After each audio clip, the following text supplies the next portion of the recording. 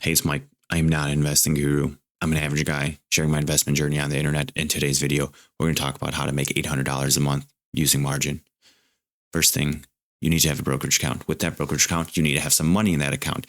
Whether you have $1,000, $10,000, or $100,000, you need to have some money in that account so you can margin invest. What you're going to do is you're going to take 10% of that account value. So if you have $100 in account, you're going to use $10. If you have $1,000, you're going to use $100. If you have $100,000, you're going to use $10,000 as your margin amount.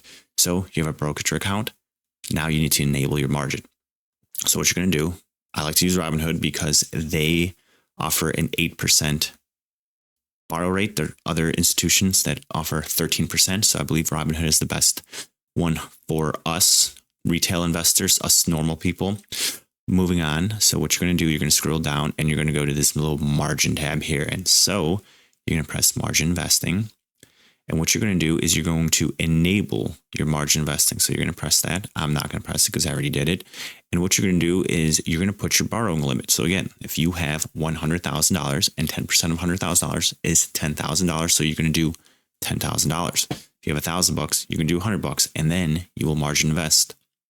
So after you set your borrow amount, what you're going to do is you're going to pick the holding that you want to invest in. Now, ideally, one of the pillars that I discuss on this channel is having good foundational companies and ETFs and borrowing against it. And what you want to do is you want to borrow more money than you can borrow. So for example, if the borrow rate is 8%, you want to have a dividend that pays more than 8%. Some options here that I do is TSLY. TSLY pays a 60% yearly dividend. So if it's paying a 60% dividend and I'm borrowing at 8, that is a good combination. QQQY, its yearly distribution is 56.94%, pretty solid. If you didn't want to invest in individual stocks or ETFs, QQQY would be the route, and then YieldMax would also be the route. So it sells synthetic cover calls on the Magnificent 7 stocks. So 34% distribution yield, borrowing at 8%, still a winning formula. Okay, but I'm a long-term bull on Tesla. Tesla's been getting beat, but I think in the long term, it is going to make a recovery and we will get price appreciation as well as massive dividends. So this is what I would want to invest in. So what you'll do before you invest in that specific thing is you're going to look at your margin maintenance. Your margin maintenance determines what your margin amount will be, or your margin balance, if that makes any sense. So for example, what margin maintenance is if you borrow $100,000, it reflects $25,000 on your margin maintenance, which is the number that if your portfolio goes below under, you are going to get margin called and you're going to lose your assets, some of them, to cover however the amount to cover the margin. So you're going to make sure it's 25%. So for you to do this strategy safely, you're only using 10% of your overall portfolio value in margin, and you're investing in a ETF or holding that pays a massive dividend that has a margin maintenance of 25%. If you do that, that is a winning formula that is going to cause you to have success. So you like TSLY. You believe the 80-cent dividends every single month is solid. You're going to go ahead, buy order, dollars. And then, for example, if you had 100K, you put 10,000, you do review, and then gives you the shares. And then every single month, they pay you out income. It's a beautiful thing. And just to show you proof of what I'm doing, here is my spreadsheet. I will never tell you to do anything that I won't do myself. So in this account, in July 23, I borrowed about $10,000. I invested in TSLY.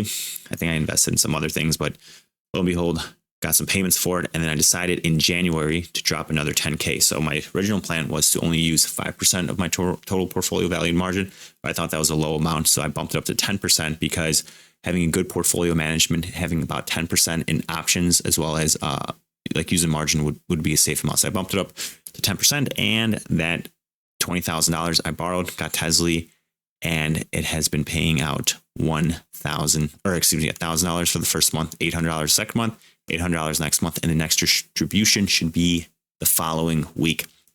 Okay, so you can see here with these distributions, I'm slowly paying down this margin. The goal is to get it paid off as soon as possible. I'm a guy that doesn't like that, but I don't mind debt if it pays you income.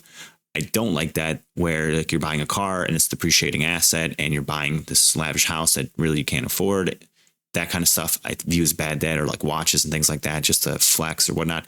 That is bad debt. This is good that this is paying you income, and this income will eventually pay the margin down, and then you have a side stream of income where you had to do absolutely nothing. This is incredible stuff. So with this $20,000, I think I put in about $3,000 myself. So what has been bringing the price that I paid up every single month is I do this 25% reinvestment, which increases the share count, which then increases the dividend, which then will increase the performance as time goes on. Debt going down, the income is there. So for $27,700, you're getting $800 a month. That is incredible. To service the margin, you do have to pay expenses. So you do have to pay the interest rate. So it comes out to like $3.60 some cents a day, which comes out to about $116 a month. And that is counting the Robinhood Gold. So if you do want to use Robinhood Gold, it is $5 a month, paying $116 to make $800. That seems like a pretty good deal. Kind of moving on in the spreadsheet. Most of these income holdings are return of capital, but I am still just setting aside the 30% for taxes, just in case once the return of capital has met its cost basis, then it will be short-term capital gains. So I'm just being conservative and setting aside the money as is. If, it's still return of capital, then I just pay down the margin faster. The reinvestment, so every single time this $800 gets paid, 25% gets reinvested back into the funds. So I'll split it between QQQY, TSLY, and then I'm probably going to add this YieldMax fund over here, but carrying on. Okay. And then your net gain. So, with the reinvestment, the reason I have this reinvestment is when I did the mathematics is if your price performance goes down over 10% every single year and you're having over a 35% dividend, you will still increase your overall portfolio value as well as your income as time goes on.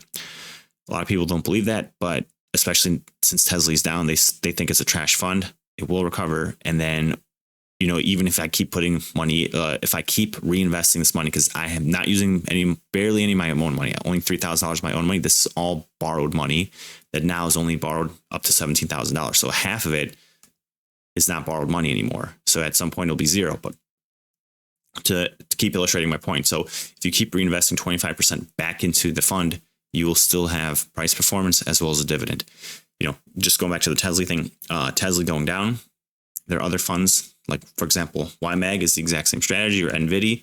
So, for example, if you look at this, last year, we're down 51%, but same exact fund, different holding, is up 48%. So the thing is, these dividend income funds can have price appreciation as well as massive dividends. It just so happens to be that Tesla is not performing well. Tesla is in and it's out, and right now it's out. But the next 2 years it will recover, and price performance is going to go up and the dividends are going to go up. All right. And so that's about it. So pretty much, long story short, it's very easy to make this stream of income of over $800. Even if you have that small amount of $1,000 or $10,000, that is a good start. And then you slowly kind of keep paying that margin back. You create a stream of income. And once all of this margin is paid back, I'm not paying all this money to service the debt anymore. It's just going to be used to whatever I want. So I can reinvest back into QQQ, I can invest in Tesla, or I can put it back into these funds. Well, my plan is I'm probably going to invest it in QQQ just because I want to somewhat diversify from these funds, but I think these are good holdings. And, long story short, I'm just sharing my journey. I hope this can enlighten you and maybe open a different area of investing that you never thought possible. And this is a pretty safe strategy to do. I mean, you're investing covered call option investing, which is probably the safest style of option investing. And then you're only using such a small portion of margin, and you're using low margin maintenance names. So for the most part, this is a pretty safe strategy that in the long run will pay you massive dividends. No pun intended. I hope you enjoyed the video. I hope you all have a great day, and I hope you're able to build a side stream of income using margin, and you all have a good one.